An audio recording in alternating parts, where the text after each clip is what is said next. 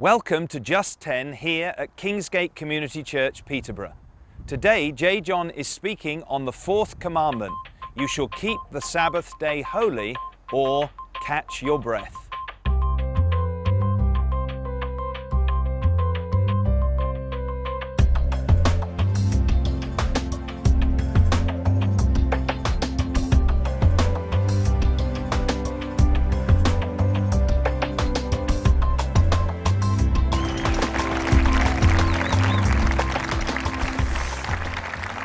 Thank you. Good morning.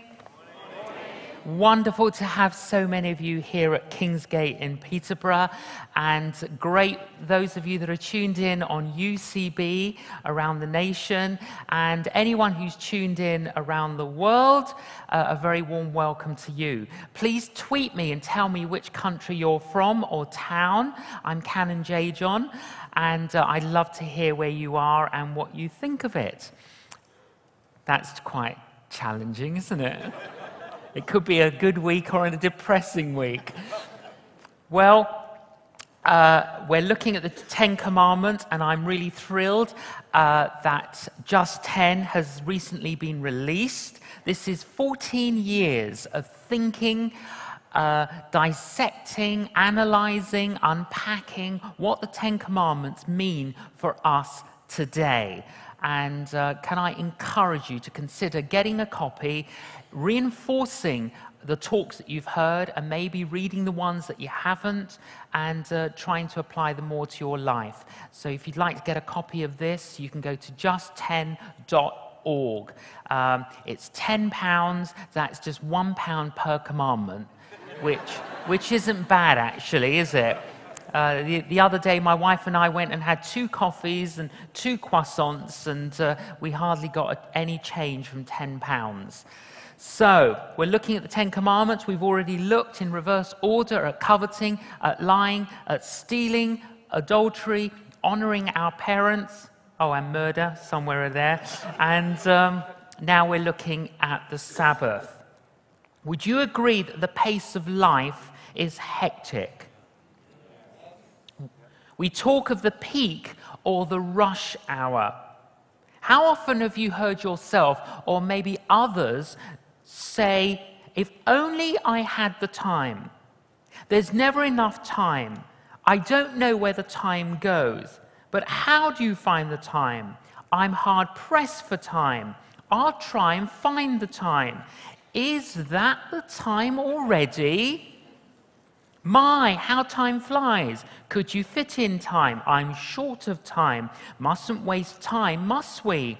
I just ran out of time. I don't even get time to think. And we have a range of other expressions. I haven't got a moment to spare. There are never enough hours in the day. We always seem to be on the go. There's always so much to do. I never seem to stop. We're flat out at the moment. I've just got to rush. The week's simply flown. Back to the treadmill. No rest for the wicked. And then the revealing invitation, you must come around sometime, which means don't. You know, we think that the busier we are, the more important our life is. If your body could talk, what would it be saying to you? Perhaps your body is talking in the language of protest when we refuse to cooperate with God's principles for their proper maintenance. The trouble with success is that the formula is the same one for a nervous breakdown. So, the commandment reads, remember to observe the Sabbath day by keeping it holy. 6 days a week are set apart for your daily duties and regular work. But the 7th day is a day of rest dedicated to the Lord your God. Like all of God's commandments, the Sabbath was designed not to be a burden, but to be a blessing. God has arranged time to unfold in 7-day cycles. The emphasis of the fourth commandment is that our work is done in 6 days. But the work ethic of some people does little justice to the built-in human need for a balanced life. In Japan, they have the word karoshi, and it literally means death from overwork. And death from overwork is the second largest killer of working males in Japan, and it accounts for 10% of Japan's death rate. The pace of many people's lives is killing them. Many people are burned out. You can burn the candle at both ends and then wake up and discover that you're not that bright after all. People are constantly complaining about how tired they feel. They even wake up in the morning and feel tired. If our output exceeds our input, then our upkeep will be our downfall. That was really good. Right, repeat after me, and if you're tuned in your home or wherever you are, you repeat it as well. If our output exceeds our input, then our upkeep will be our downfall. You see, the problem is that many of us have got so many irons in the fire, we've actually put the fire out. And if we do not come apart and rest, we will just come apart. And I'm talking from experience. I remember the day I went to the loo. Well, I go regularly, but I remember a particular day when I went to the loo, and I flushed the loo before I started so that I wouldn't have to flush it afterwards. And because I flushed it at the beginning, I had to hurry to finish peeing before the flush finished. So I was in such a hurry. I flushed it before I started. And I remember going into the kitchen, and I said to my wife, Killy, I must be having a breakdown. I can't believe I flushed the loo before I started. The word Sabbath means cease. And Jesus said the Sabbath was made to benefit people. So, before we unwrap its relevance, let's clear up this question. What day is the Sabbath? The Sabbath in the Old Testament was the 7th day of the week, which is our Saturday. Now, the early Christians were forced to move their corporate worship to the evening after the Sabbath and the morning of the first day of the week. In the 3rd century, Christianity began to have an influence on the government of the day. And then eventually, through the Emperor Constantine, in AD 321, its constitution changed and required 1 day off in 7 to enable people to rest and worship. So the practice of resting on the first day of the week was established, and Sunday worship became the norm for Christians. Many people cannot avoid working on Sunday. Those in the emergency services cannot avoid working on Sunday. Even performers and artists and actors cannot avoid working on a Sunday. Are they breaking the 4th commandment? No. The principle is to work 6 days and keep the 7th as a day of rest. There is, of course, a great value when we meet together for worship. The same day as a practicality. But when that isn't possible, the principle is that 1 in 7 should be a Sabbath, a Shabbat, a day off. So the commandment says, remember to observe the Sabbath. Remember. Don't skip it and say, well, I'll just put it off this week. I mean, what if I said to my wife, Killy, I'm going to skip the adultery commandment this week because I've got an opportunity. And I'll keep it next week. No, I mean, how will it be if I said, hey, look, I'm going to skip the stealing one this week because I'm staying in a hotel and I really could do with that bathroom robe.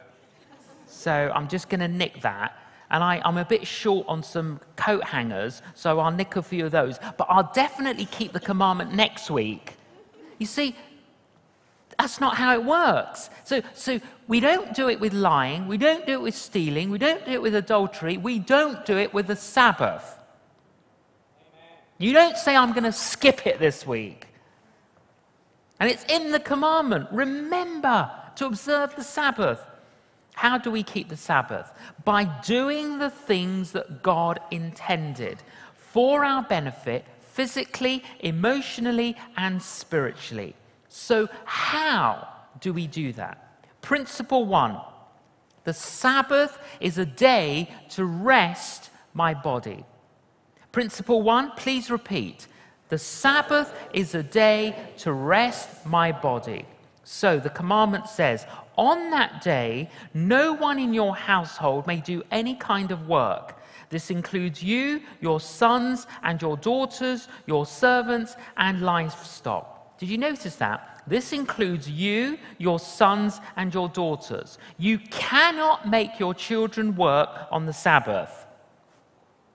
So if they say, I'm not doing my homework, they're correct. They're actually following God's principle. Don't make them hoover their bedroom on the Sabbath. That's called work. You've got 6 other days to nag them about their homework. You've got 6 other days for them to go and hoover their bedroom. You've got 6 other days. But God says on that day, you cannot make your children do work. God says no work. A day of physical non-productivity. Resting from the things we do during the week to create a day of distinction.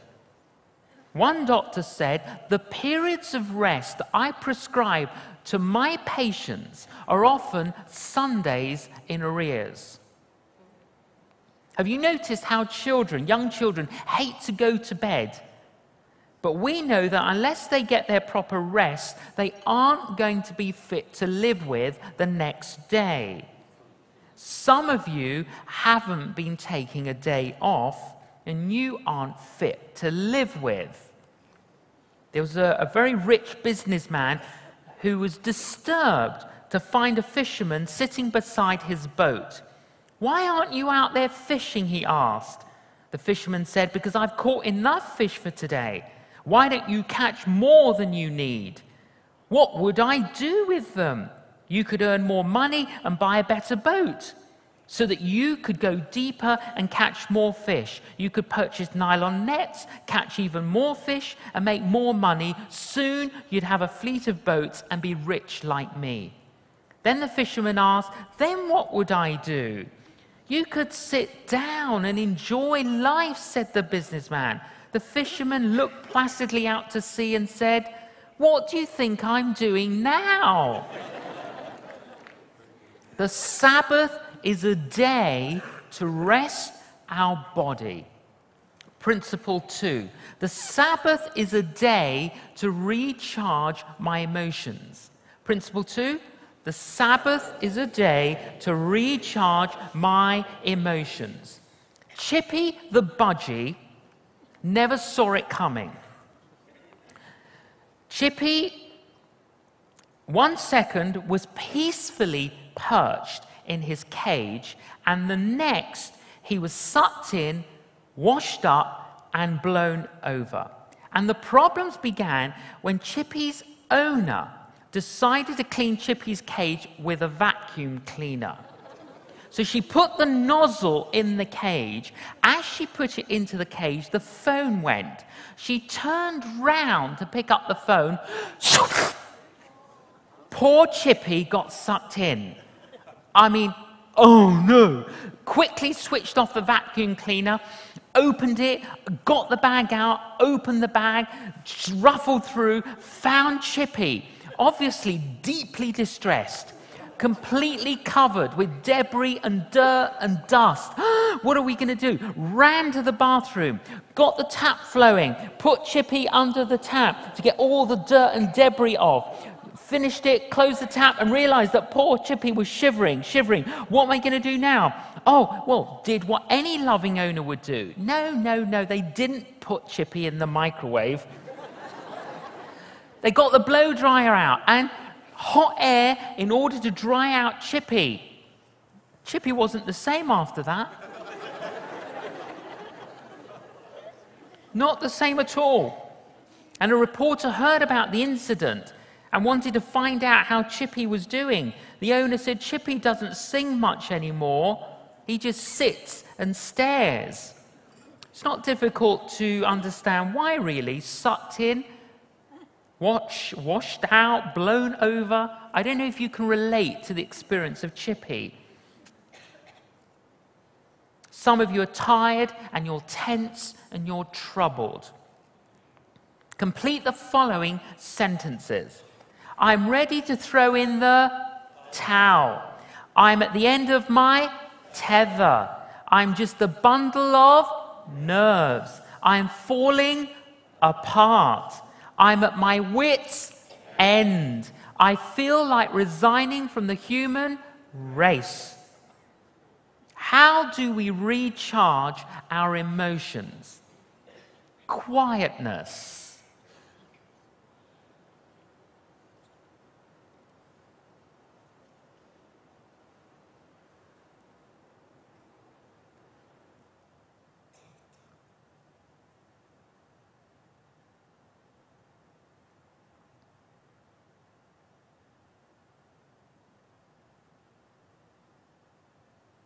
For those of you listening on UCB radio, we did not have a technical problem. I wanted to illustrate the point. Even in those few seconds of just stopping and being still, there was a moment of calm, of peace. There is so much noise pollution. The psalmist wrote, He leads me, God leads me beside quiet waters. He restores my soul. The Sabbath is a time when we step back to enjoy nature rather than figuring out how to change it. It is only as we cease our restless doing that we will discover what needs to be done. Family, friends, the original Department of Health and Welfare. The most important things in life aren't things, they are people. Are we spending time with our family, our friends? It is not enough to grab a few minutes here or there. Family and friends are God's institution. Meal times are important gatherings in family life. We should guard these gatherings against intrusions. We have less time for meals than we once did, and we do not always have them when we should. We cook the wrong foods, or we cook the right foods in the wrong way to save time. We fail to give ourselves time to properly digest what we have eaten. Meals are often sandwiched between other activities. Meals are grabbed or snatched. There is so much to be said for not answering our mobile phones or texting during meals. Others can wait at such times. My wife and I, when we have a meal at home, we do not answer the phone. We don't answer it. We're having a meal. We don't have to answer the phone. If it's really important, they'll leave a message on the answer machine. You know, I had lunch with this businessman, and he arrived late. He spent most of the lunch texting, and he left early. Well, I ain't having lunch with him again. Technology promised us modern conveniences that would make our lives easier, but computers and emails and mobile phones have increased the pace of work rather than diminished it. We frequently on our road trips stop off at service stations and have a coffee, and then we always go and use the loo. And it's always a little bit difficult. I don't know what it's like for you ladies, but for men, it's quite a challenge going into the men's loo. And when it's busy, it's always like awkward because there's so many urinals. And normally, it's a man thing that you don't actually use a urinal next to another man. There always has to be a little gap. You know, one spare, one there, and then there. And on this occasion, it was really busy. You know, there's a guy there, and there's one left, and it's like, oh no. Okay, so you kind of go in there, and you're trying to be a little bit discreet. The guy on the left, he was so loud. And then I was like, why is he so loud? And then I kind of look, and he's like this. He's got his mobile phone on his ear like that, and he's trying to have a pee.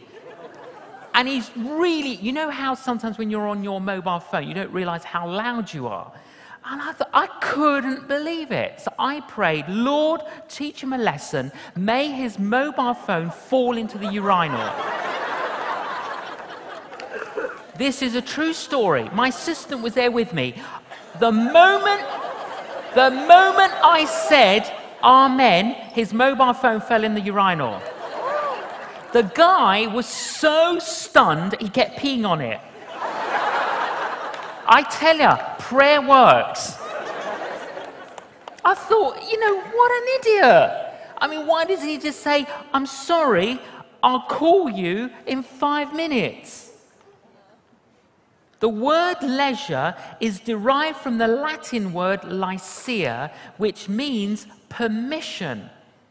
The main reason so many people do not have enough leisure is that they are not giving themselves the permission to take the time and enjoy it. Leisure is one of the best stress relievers, and it is strange that people resist it so much. God is just as pleased when we play as when we work. When each is done to make possible the greater effectiveness of the other. The Sabbath. Principle 1, it is a day to rest my body.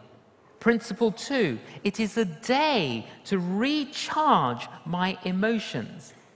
And principle 3, the Sabbath is a day to be renewed spiritually. Principle 3, the Sabbath is a day to be renewed spiritually. Many people are spiritually bankrupt. We have so little time for God.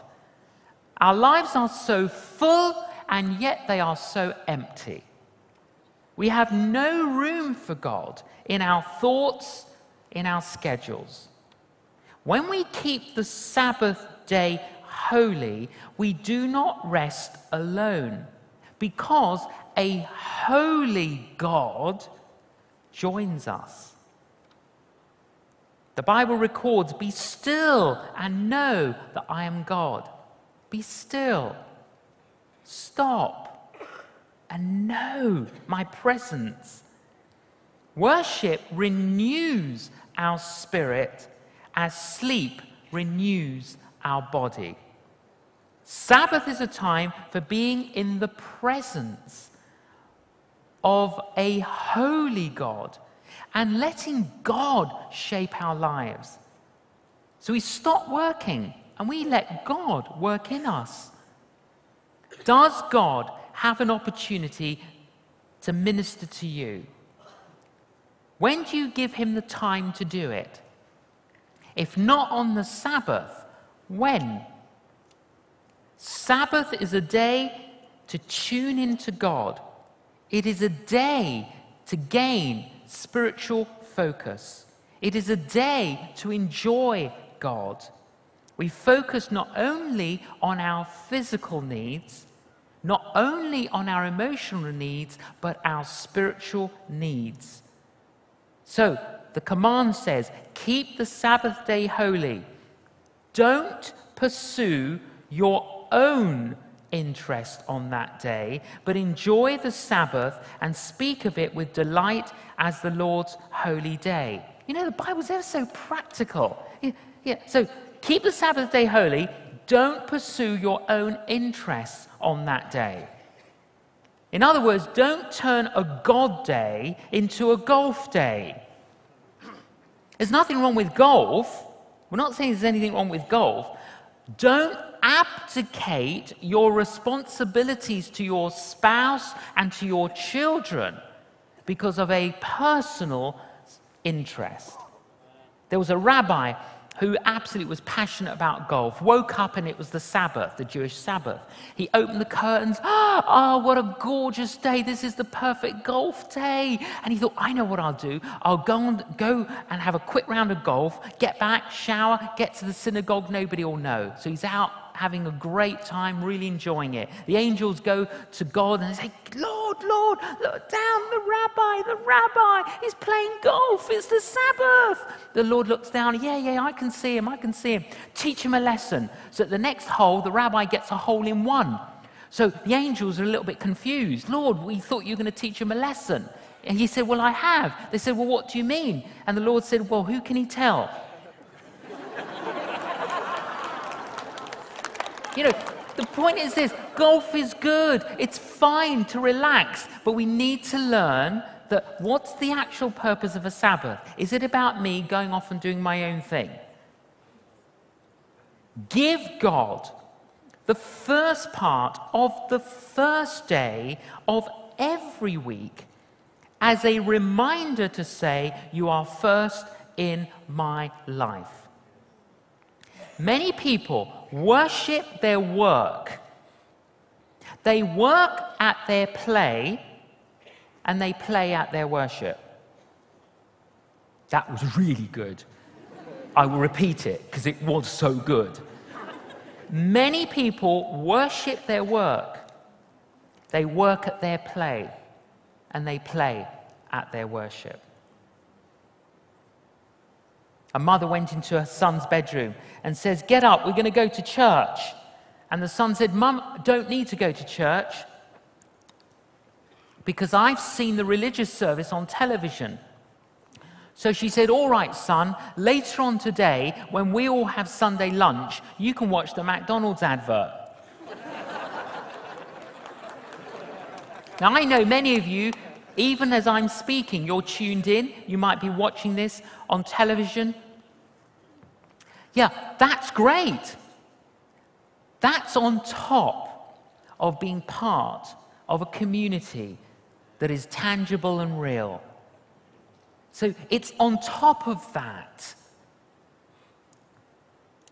Are we taking this commandment seriously? To rest our body, to recharge our emotions, to be renewed spiritually. While we like the idea and the appeal of the Sabbath, we resist the reality of actually observing it.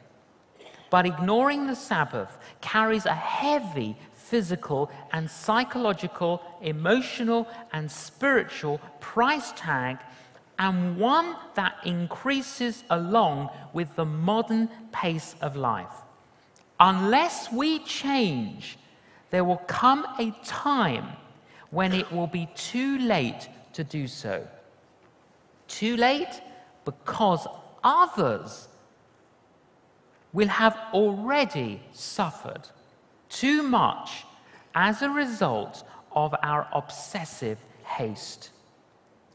Times will change for the better when we change. Our rest is ultimately to be found in the author of life, Jesus Christ. Jesus, who said, "Come to me, all of you who are weary and carry heavy burdens. I will give you rest. Take my yoke upon you, because I am humble and gentle, and you will find rest for your souls. For my yoke fits perfectly, and the burden I give you is light." There's a lot of restlessness today. People are restless. They're agitated. They're tense. They're stressed. Many people carry regrets about their life, about their actions, about what they've done. The Bible word for that is sin. Jesus says, "Is that you? Is that you? Are you feeling like that? Do you feel a sense of lostness? Lost?" He says, "Come to me, come." I went to buy my wife some perfume, and the lady got out. I said to her, "Can you get all the different perfumes out for me?" And she's got them all out. And this perfume, that perfume, a bottle of eternity. And I was like, I was looking at them all. And I said to the lady, "Excuse me, can I tell you a poem?" And she says, "I'm sorry." I said, "Could I tell you a poem?" She said, "What now?" I said, "Well, I could come back later if you want, but it's more convenient now because I'm here." And she says, "Well, go on then." I said, "I'm dousing myself with cosmetics to stop me from smelling quite strong. Max Factor, Gillette, I've tried them all, yet I'm convinced that something is wrong. I go into Boots every Wednesday. The assistants are ever so nice. And there I buy Brute to make me feel cute and help to kill the lice. Yet still I'm convinced that something is wrong. I even tried Vim. My future looks dim, because now I just foam when it rains. So, dear Esther Lauder, do tell me, when my hair is all dyed and I'm full of spice, is it a phase? Please help me erase the sweat stain that lies deep inside." She bursted into tears. I couldn't believe it. Her mascara went everywhere. I would have thought she would have used waterproof mascara in her job. And she said, this is what she said, "My life is so cosmetic." Now, I had to agree with hers. Hers was. But that is so true. We can all be incredibly cosmetic with each other, but underneath, we know there's a sweat stain lying deep inside. Jesus says, "Come." And Jesus says, "I can say to you, come, because I've done something about that sweat stain. I've done something about the burdens that you carry, because I came to carry those burdens, those regrets, those sins, all of it on a cross. And I purchased for you forgiveness. And I purchased for you rest." And so Jesus says, "Come." And when it speaks about the yoke I will give you, what he means is this: what I will put upon you will fit incredibly well. You won't struggle with it. It will actually be easy. Be easy for you. And if it's not easy for you, that probably means there's a burden upon you that's not from God. Because God's burdens are not to stress us and make us weighed down. A woman called Monica was so distressed about her wayward son, who was drinking, going with different women, being incredibly abusive.